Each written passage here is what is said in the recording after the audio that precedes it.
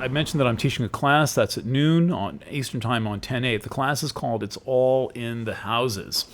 That is a quote with an interesting lineage, because it was spoken by a guy named Patrick Walker, who was my personal point of contact into astrology. I would not have any interest in astrology. Maybe I would have found some, but I found my interest in astrology, let's say, the way that it actually happened, through a writer named Patrick Walker, who was writing, among other places, in the New York Post. He wrote the horoscope in the New York Post till he died in 1995, an astonishing 21 years ago.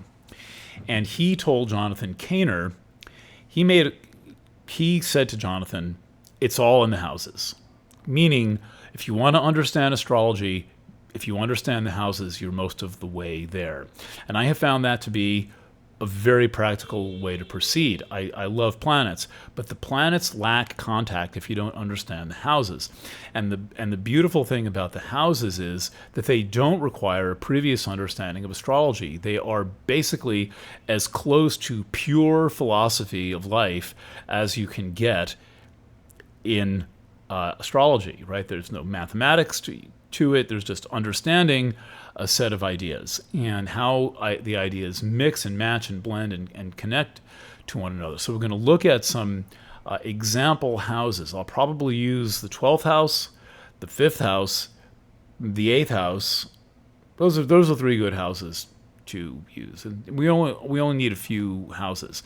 And my theory of the houses is that you understand a house when you understand the physical place the house is, right? So all the 12 houses each represent a kind of a physical space. Like the 6th house represents healing spaces. The 10th house represents governmental spaces. The 12th house represents dream spaces or very, very, very large places. So the first thing to understand a house is you understand the physical location on the earth where that house is placed, and there may be several. The 12th could be a movie theater, for example. All right. Then you understand the confluence of themes of that house. So, for example, the 5th house is children and pleasure and play and gambling and sports and speculation. What do all those things have in common? Okay, so once you start to see them not as individual things swept into a dustbin of the zodiac, but rather as themes that are neatly or elegantly, perhaps elegantly interwoven and make a kind of a meta theme, right? All those, for example, 5th house topics emerge with a meta theme. There's a thing that groups them all together, a bigger idea that groups them all together. Okay, so that's the second thing, right? Physical place, the thing that groups the confluence of themes, the meta theme, and then the third is you understand the relationships in that house. So, for example, the 12th house can be your relationship to dead people.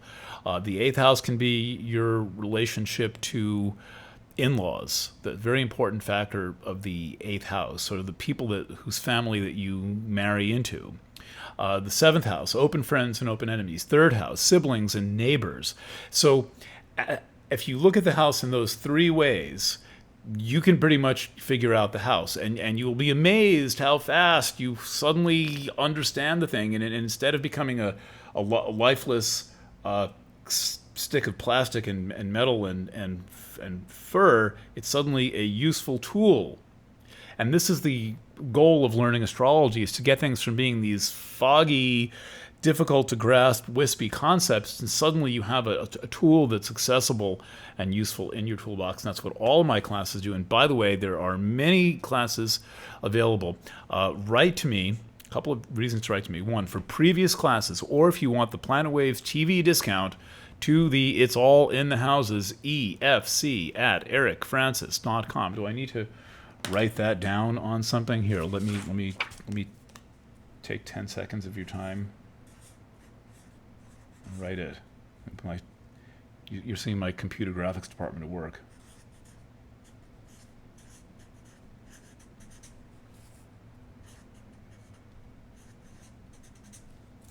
There. EFC@ericfrancis.com. I did this in Adobe Illustrator, by the way. All right. That all said, A pleasure. Happy eclipsing. Always look forward to hearing from you. I do a more in-depth treatment of this eclipse on Planet Waves FM. That was published last night.